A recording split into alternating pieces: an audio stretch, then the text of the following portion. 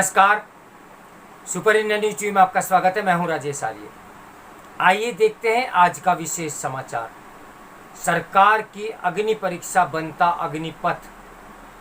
नौकरियों के लिए बढ़ रही मारामारी के कारण ही देश के युवा अग्निपथ के विरोध में अग्निबाण की तरह खड़े हो गए हैं। अग्निपथ योजना सैन्य ढांचे में प्रतिभाओं की इस प्रकार जांचने में सहायक होगी जिसमें सेनाएं अग्निवीरों को 4 साल तक परख सकेगी।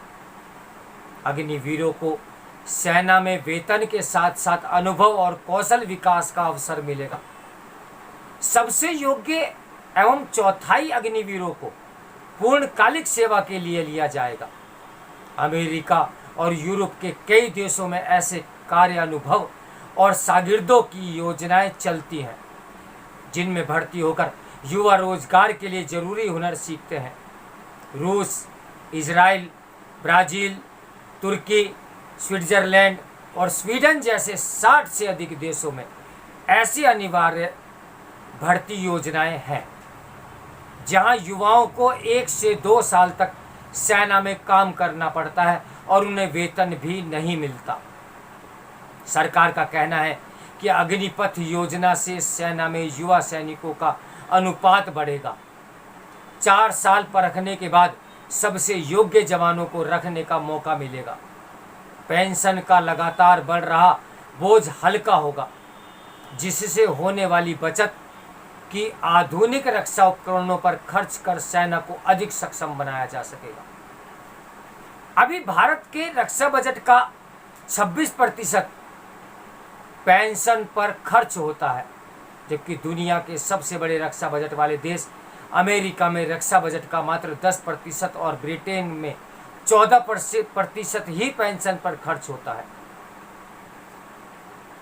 भारत में रक्षा बजट का आधे से ज़्यादा हिस्सा वेतन और पेंशन पर खर्च होने लगा है, जिसकी वजह से आधुनिक रक्षा उपकरणों की खरीद नहीं हो पा रही है।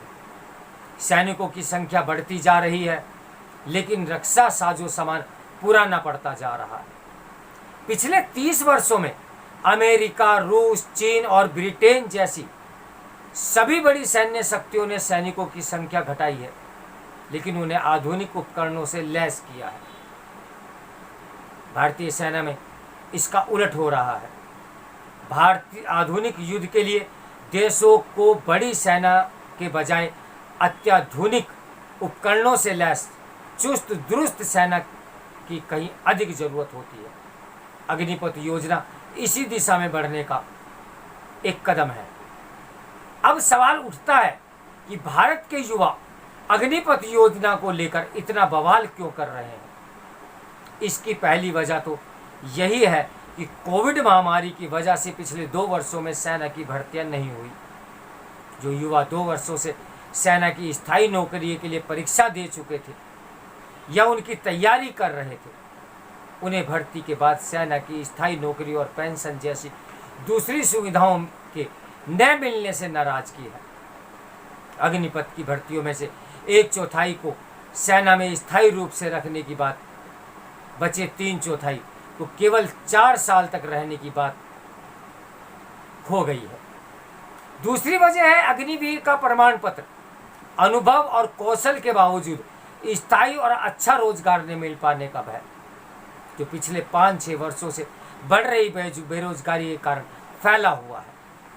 इसमें कोविड महामारी का भी बहुत बड़ा हाथ रहा है, लेकिन असली वजह भारत की मैन्युफैक्चरिंग और सार्वजनिक व भवन निर्माण क्षेत्र है, जहां पिछले 5-6 वर्षों से रोजगार की मंदी जारी है।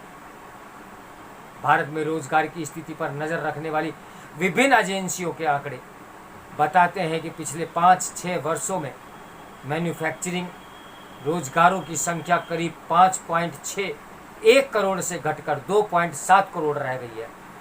भवन निर्माण के क्षेत्र में ये लगभग 6.8 करोड़ से घटकर 5.2 करोड़ रह गई है।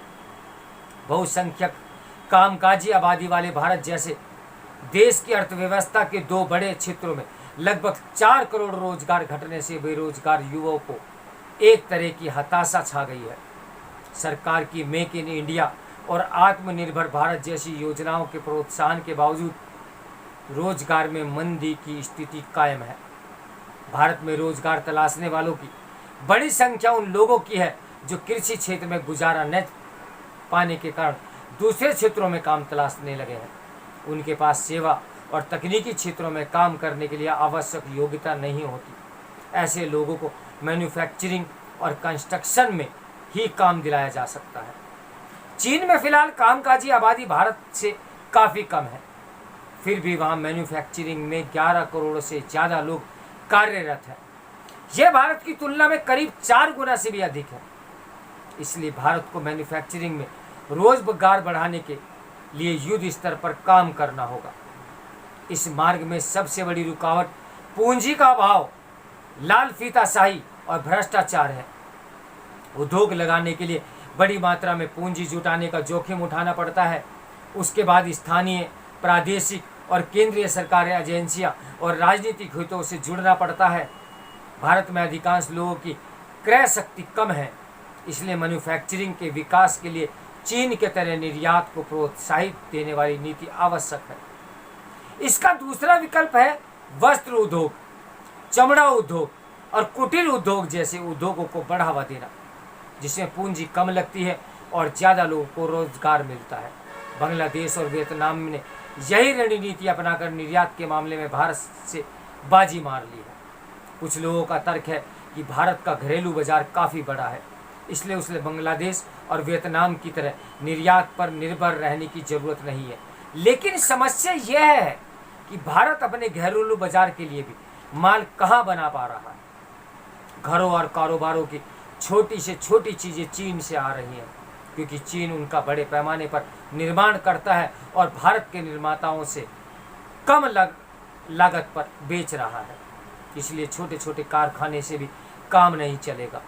बड़ी मात्रा में काम आने वाली रोज़मर्रा की चीज़ों का चीन जितनी या कम लागत पर निर्माण करने के लिए बड़े कारखाने लगाने पड़ेंगे। सबसे बड़ी समस्या शिक्षा प्रणाली की है।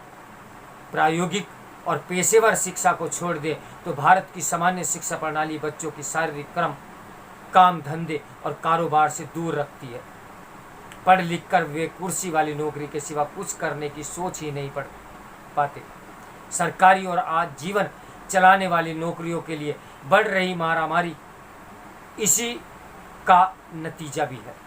यही कारण है कि देश के युवा अग्निपथ के विरोध में अग्निबाण की तरह खड़े हो गए हैं। उन्हें सेना की चुनौतियां और अग्निपथ से खुल सकने वाली संभावनाओं को सरलता और विस्तार से समझाने की बहुत बड़ी ज़रूरत है। इस समाचार के लेखक हैं BBC हिंदी सेवा के पूर्व संस्थापक संपादक शिवकांत शर्मा। तो मेरे साथ बने रहिए सुपर इंडियन न्यूज़ TV की ब्रेकिंग न्यूज़ के लिए। नमस्कार, मैं हूँ राजेश आर्य।